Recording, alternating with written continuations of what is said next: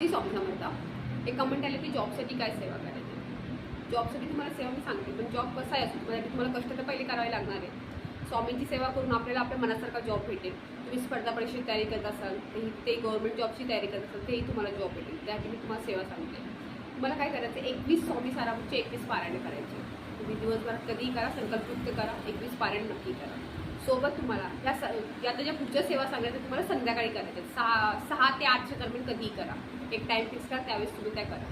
पहिलं काय करायचं तुम्हाला अथर्वशीर्ष, दुसरं गणपती स्तोत्र, तिसरं विवर्धन स्तोत्र, चौथं रामरक्षा. रामरक्षा तुम्ही पहिल्यापासून ते 1 ते 9 ओव्यांपर्यंत म्हटलात तरी चालेल, पण पुढे फलश्रुती आहे.